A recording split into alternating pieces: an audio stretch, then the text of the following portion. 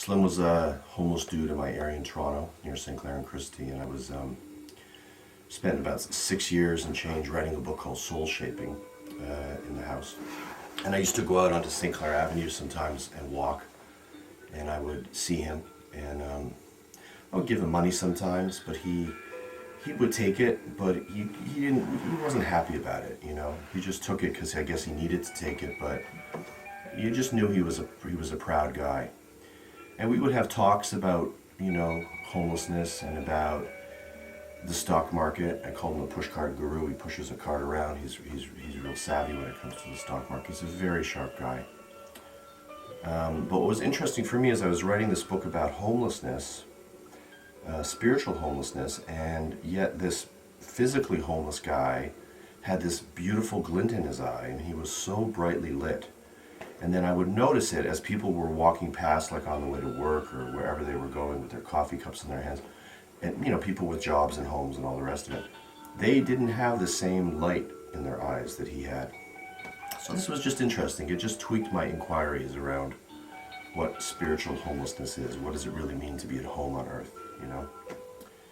And then at the end of, when the book was published in the fall, I put him in my gratitude section and gave him a book. And then a few months passed, and then just a couple of weeks ago we were sitting at Starbucks where he hangs out, and the idea came up that he would sell the book on the street level. And when I first heard it, it was like, internally it was like it didn't make any sense to me. You know, I guess I had judgments around homeless people not wanting to work, you know, that they weren't functional, they couldn't possibly bring their energy into the world, whatever my idea of it was. It just seemed like it was a paradigm that didn't make any sense to me. But nonetheless, he wanted them, so I went home and I got him 5 books. And then I went home and went to sleep, and I came back to Starbucks in the morning and he'd sold all 5 books. And now he was very serious and focused. Get a little glint, like he was a little proud, like he made some real money for himself. And then he placed an order, like an official distributor, for 11 more books. And then I went and I got him 11 more books. And I came back later that day, he had sold 3 of them, and as it's progressed over the last couple of weeks, he sold somewhere between 60 and 100 books. And now, you know, I'm clearing out my shed for him so he can put his cart in there, so he'll be able to be more portable moving around the city selling the books. You know, I've gotten him some t-shirts that have some writing on it. He's directed me to get him a hoodie with some writing on it so people will know. But the most beautiful experience the other day was I'd come home from work and I'd gone looking for him. And I went by this chicken place on St. Clair where I normally, you know, wouldn't expect to see him. And I looked inside and there was this black dude and he looked really happy. It was like he was buying his own food. He was so ecstatic. I didn't even think it was Slim at first. And then he came over and he said, my buddy was with me and said, Slim, I want to buy a book. And then Slim got all excited and he said, I've sold out today now. Now I've sold out today. And he was so happy. I mean, and then he got sort of shyish, because I guess he was afraid it would be taken away from him. You know, he's been on the street for a number of years. And I said, it's okay, Slim, you can celebrate this. No one's taking it away from you. And then his teeth started to show again. But I have never, we were both incredibly touched by it. It's like I have never seen a homeless person look so empowered before. Because for the most part, all we really do is walk past, and maybe if we pay attention, remember to, we give them change. But this empowerment experience that he was having is a very, very rare thing. And now he's planning things. He's planning to invest in the stock market, to get a stockbroker's license, something he's always dreamed about. He's found like a baby, like not a carriage, but like a baby push thing, and he's going to put banners all around it, fill it up with 3 boxes of books, and he's going to go downtown Toronto and he's going to try to move these books. He directed me to go to the bank, so he has a deposit card now, so I get my percentage. He puts it into the account, and he made sure that there was no withdrawal option, so I wouldn't have to worry about him taking the money out. I mean, I wasn't worried about it, but you know, he's just that kind of guy. And it's just a beautiful thing. It's a beautiful thing, you know. It's like it moves the book into the world, and I certainly feel good about that.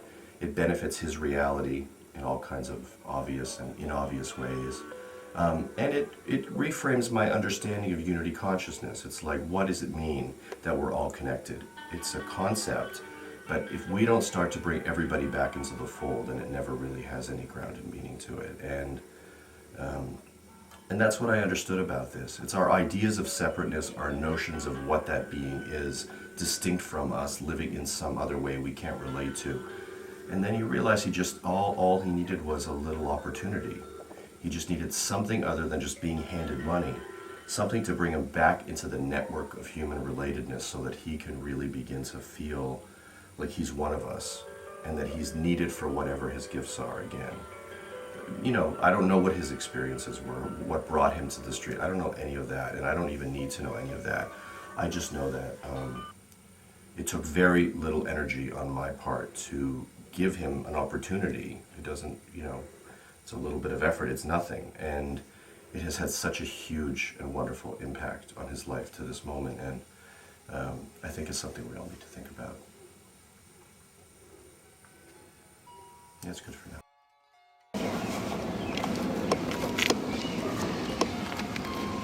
All right, Slimmy. Okay, how do you propose to, do you want this? Well, we can just get a shot of you with the book. You know, that's cool. We don't got to overemphasize the book. So those are the laminates that you're showing to people when you approach them on the street. One is just a letter that describes how you came to the book, and the one's the back cover, and then there's the book. So just wondering, maybe you just tell us briefly how you got yourself into this monkey business. A margin call. I made an inappropriate decision on the stock market several years ago. And as a result of that, I had to pay all my bills and was left with nothing. So that's how I got in this situation, and it's not a bad experience, it's an experience, but I would not wish anyone to have that experience that I had. But I know how to get out of it because I consider myself to be a hustler. And it's only a temporary thing, it's not going to last forever. So I've met a lot of good people, I've learned a lot about people, and that is one thing that has helped me quite a bit. The communities can do more than they are doing. Absolutely. I mean, look, this was so simple. It didn't cost me nothing. Here's some books. You go and you sell them, and it makes things better for you. I got to think people can do this kind of stuff all the time. At least try it. Well, I think they do a pretty good job in the wintertime with this out of the cold thing and the free food. That's how I met Rick. And I believe if they do that a lot, extend it a little bit more, you know, because like I tell you, like Monday, Wednesdays, and Fridays, and then on Thursdays is good. But it's the weekend that's a problem.